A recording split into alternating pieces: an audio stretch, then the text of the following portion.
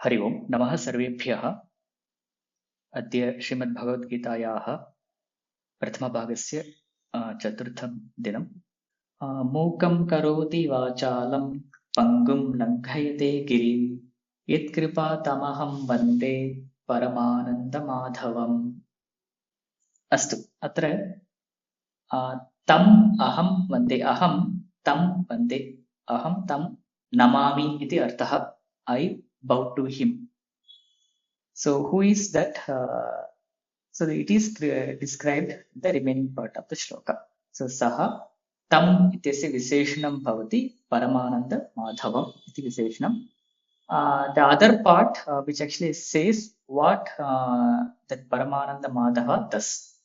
That's the other part, like mukam karoti vachalam pangum langayate girim yetkripa. So anybody interested to give some anvaya or vivaranam for this shloka? Aham tam vande. Tam means come. Paramananda madhavam. Paramanandah tatra kaha samasah? Paramah anandah. पुनः paramananda madhavah tatra kaha samasah? Vigrahah kaha? Paramanandah cha madhavascha. Madhavascha. Paramanandascha madhavascha. तथा पुनः तत्र परमानन्दः एव माधवः इत्यपि भवितुमर्हति।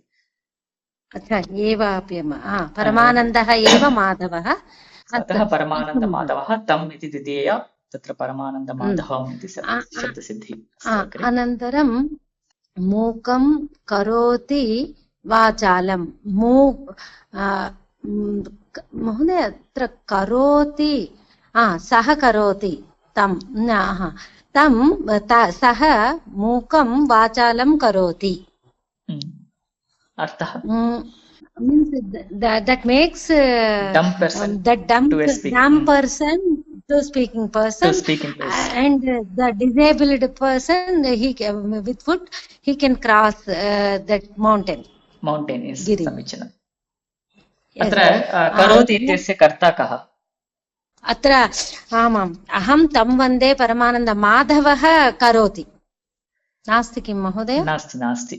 अत्र उत्तरम् अत्रैव अस्ति। अत्र पश्यतु, यत् पदं प्रथमा विभक्त्या अस्ति इति पश्यतु। कृपा अस्ति खलु? कृपा, यत् कृपा करोति।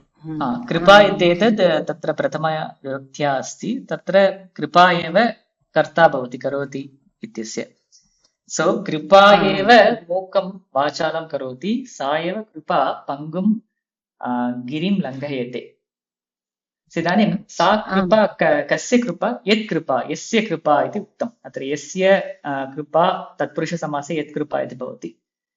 तत्र यस्य इत्यस्य अन्वयः तम् इत्यत्र अन्वयः भवति। यः सः इतिवत् यस्य तम् इति तथा भवति। सो यस्य कृपा मूकं करोति वाचालं पङ्गुं लङ्घयते गिरिं तम् अहं वन्दे।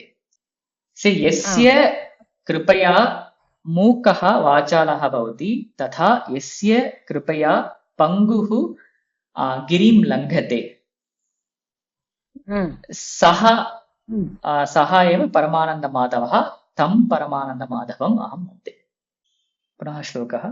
मूकं करोति वाचालं पङ्गुं लङ्घयते गिरिं यत्कृपातमहं वन्दे परमानन्दमाधवम्। Astu. Thank you all for watching this video online. If there are any questions or clarifications, you can post them on the comment section below. And if you are interested to join the live sessions, and if you meet the prerequisites of the course, you can register for the course from the link in the description. If you like this video, please like and share this video with others. And dhanyavadaha. Vayam punaha milishyamah.